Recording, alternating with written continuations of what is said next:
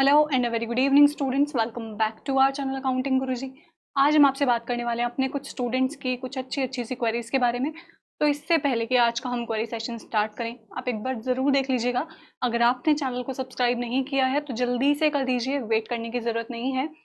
Channel को subscribe कीजिए, bell icon पर प्रेस ज़रूर कर दीजिए, क्योंकि उससे पता है ना क्या होगा कि आपको जब भी हमारी कोई वीडियो आएगी या फिर आपसे रिलेटेड जब भी कोई बात होगी तो आपको एकदम से उसका नोटिफिकेशन मिल जाएगा। ओके, जो भी वीडियो अपलोड की जाएगी उसका नोटिफिकेशन सबसे पहले आपको मिल जाएगा। एक और बात आपसे बोलना चाहूँगी, अगर आपको वीडियो अच्छी लगे तो एंड में लाइक करना भी बिल्कुल मत भूलिएगा। चलिए बात करते हैं कि आज का हमारा टॉपिक है क्या। देखिए, ये बात हम सभी जानते हैं कि हम कॉमर्स स्ट्रीम से रिलेटेड सभी सब्जेक्ट्स पे डील करते हैं, यानी सारे सब्जेक्ट्स के बारे में आपको बताते हैं। और डेली आपके करियर से रिलेटेड भी कई सारी बातें आपको हम लोग बता ही देते हैं। इनफैक्ट अभी लास्ट फ्यू डेज मैंने आपको बताया था बीकॉम ऑनर्स करने के क्या क्या फ़ायदे हैं और स्पेशलाइजेशन सब्जेक्ट्स क्या क्या होते हैं, और ऑलमोस्ट सब्जेक्ट जो बीकॉम ऑनर्स के थे उनके बारे में मैंने आपको क्लियर किया था। लेकिन उसी से रिलेटेड एक स्टूडेंट की क्वेरी ये है कि मैम बीकॉम हमारा अगर बीकॉम हम ऑनर्स कर रहे हैं तो उसमें which subject should be choose for the specialization, हम स्पेशलाइजेशन में कौन सा सब्जेक्ट चूज करें। देखिए, सबसे पहले मैं आपको एक बात बोलना चाहूँगी।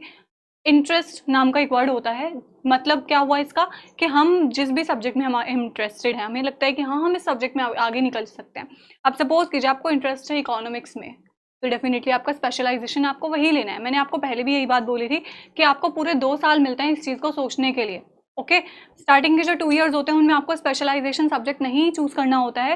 स्पेशलाइजेशन सब्जेक्ट आपको फिर सिर्फ तभी चूज करना पड़ता है जब आपका फाइनल ईयर आ जाता है। ओके, तो स्टार्टिंग के 2 ईयर्स में आप एक बार देखिए तो सही कि आपको किस सब्जेक्ट में ज़्यादा इंटरेस्ट आ रहा है, आपको which one subject is better for you. आपको खुद समझ में आ जाएगी ये बात कि आपके लिए क्या बेटर है। देखिए, बॉयज़ के लिए मार्केटिंग फील्ड आसान होती है, वो ले भी सकते हैं, मार्केटिंग की तरफ जा सकते हैं, और भी बहुत सारे इतने सारे सब्जेक्ट हैं।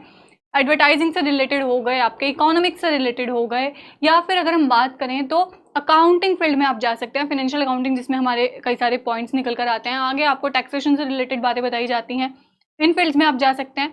तो बहुत सारे फील्ड्स हैं। ओके, बहुत सारे सब्जेक्ट्स हैं, इनमें से जो भी सब्जेक्ट आपको ऐसा लगे कि आपका इंटरेस्ट इधर बन रहा है। होता है ना एक छोटे बच्चे के साथ कि स्टार्टिंग में जब हम 6-7 क्लास में होते हैं तो हमें 2 ऑप्शंस दिए जाते हैं, whether we choose art side और whether we choose mathematics side. कुछ कॉलेजेस में ऐसा रूल है।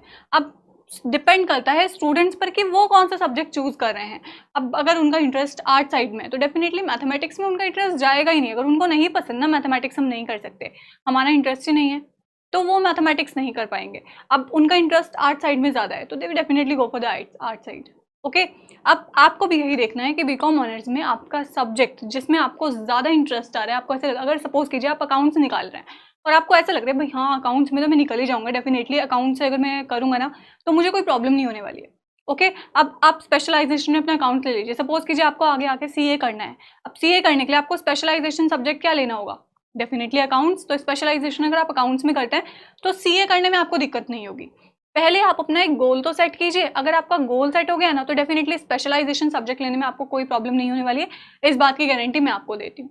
ओके, आप अपना एक गोल सेट कीजिए। आप अपने माइंड में पहले ये बात सेट कर लीजिए कि मैं एक्चुअल में आगे करना क्या चाहता हूँ या क्या चाहती हूँ, whatever I want to do. Okay, पहले अपना गोल सेट कीजिए, अपना जो इंटरेस्टिंग सब्जेक्ट है जिसमें आपको ज़्यादा इंटरेस्ट बन रहा है उस सब्जेक्ट को चूज कीजिए एंड आफ्टर दैट उसी फील्ड में निकल जाइए।